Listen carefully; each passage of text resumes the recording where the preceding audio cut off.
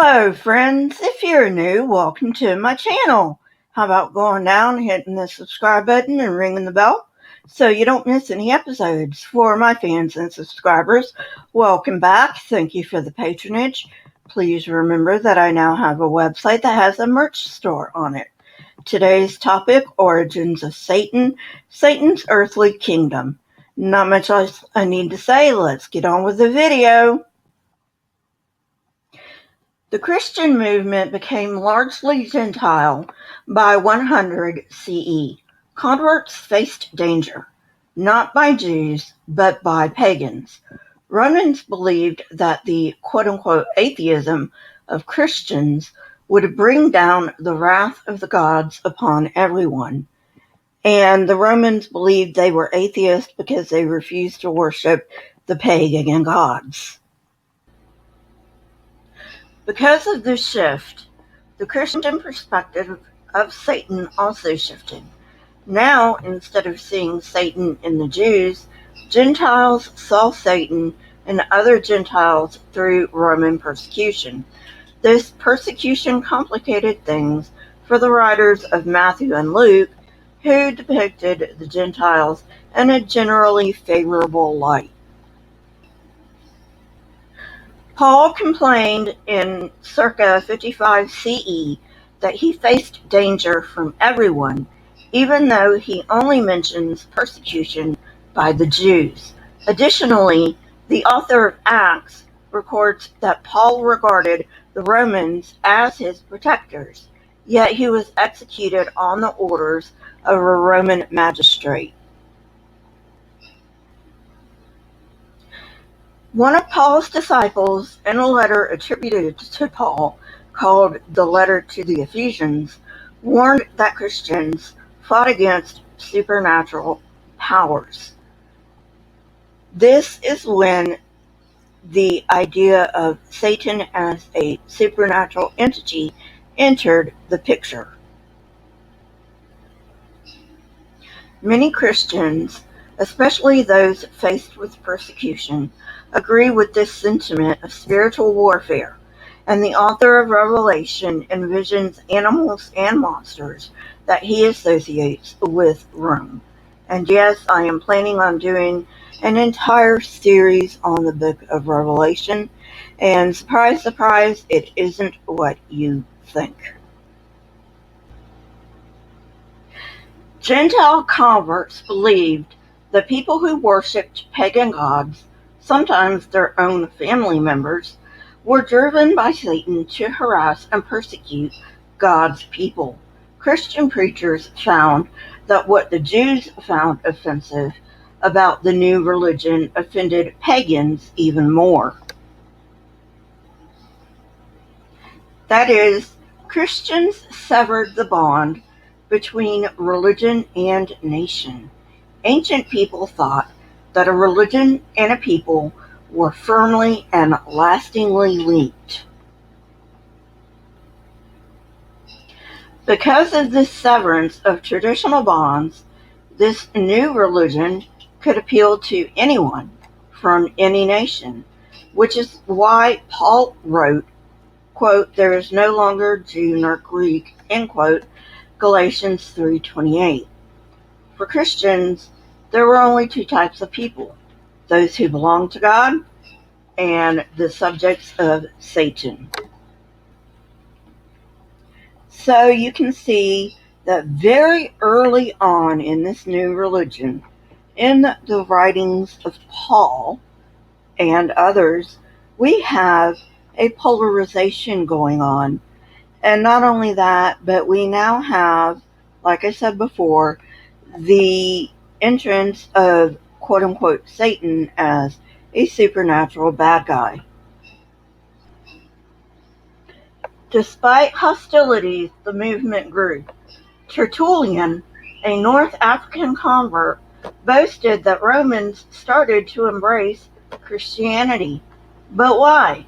Why would pagans who formerly hated Christianity embrace it, putting their lives at risk?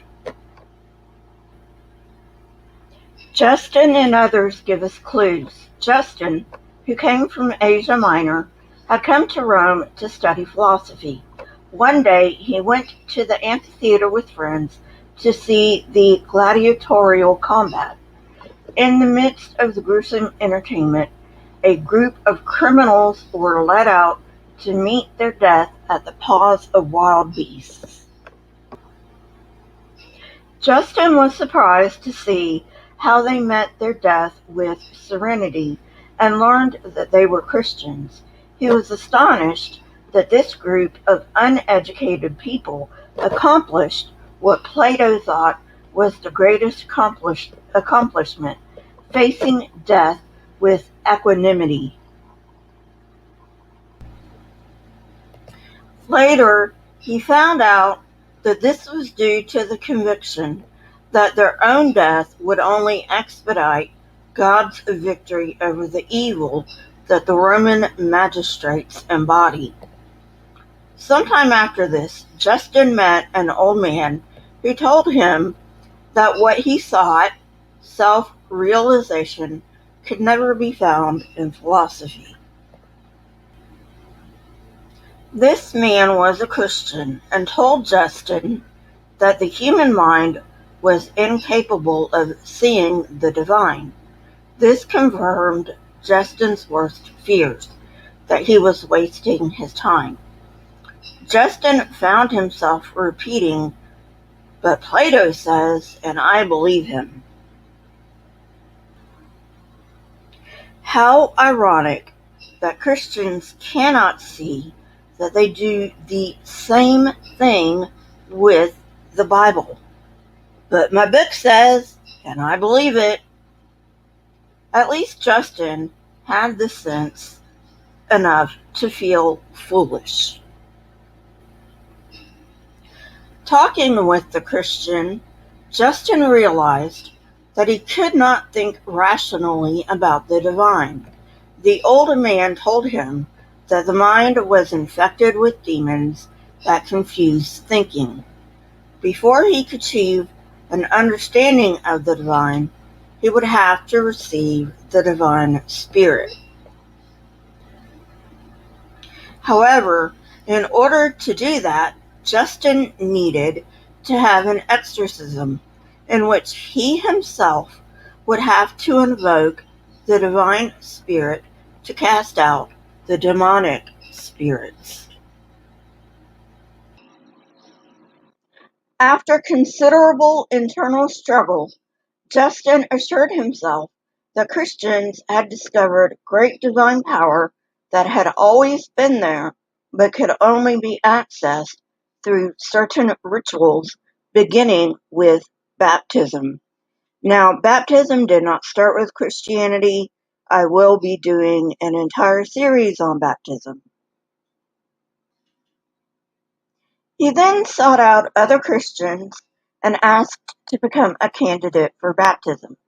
Since baptism gave him entrance into the polarized world of Christianity, he now saw the entire universe as a cosmic battleground where good and evil fought. He also thought that his eyes had been opened to see the evil and deceit behind goddesses like Roma and gods like Zeus. He turned his back on his childhood piety to revere the forces of nature. He now saw every god and goddess that he had ever worshipped as allies of Satan. Christianity saw the spiritual energies called daemons by pagans as filthy. We see this reversal in the English word demons. In other words, Christians took an innocuous pagan concept and turned it into a sinister concept, and we see this again and again and again. As a side note, Justin buttresses his new beliefs with arguments such as those who were once promiscuous have reined in their sexual appetites. But can that not be said of other religions, that they change the lifestyles of their adherents. Well, friends, that's it for today. I hope you enjoyed it. If you did, hit that like button, press the subscribe button, and if you want to know when I come out with new content, hit the bell next to the subscribe button. My Twitter, Discord, email, PayPal, and websites are in the description, along with the source that I used for this video. If you wish to support me, you may do so on my PayPal link. I also have a new merch store, so check that out. And if you would, please leave comments in the comment section. Not only do I love hearing from you, but it also triggers the YouTube algorithm. Keep learning and searching for truth. Here are a few videos from my library. If you have not watched them yet, go ahead and watch them and tell me what you think. Also, I'm thinking about adding a comment of the day slide to my presentation. So if you want to be included in that, leave comments in the comment section. That's the only way. Stay safe and goodbye.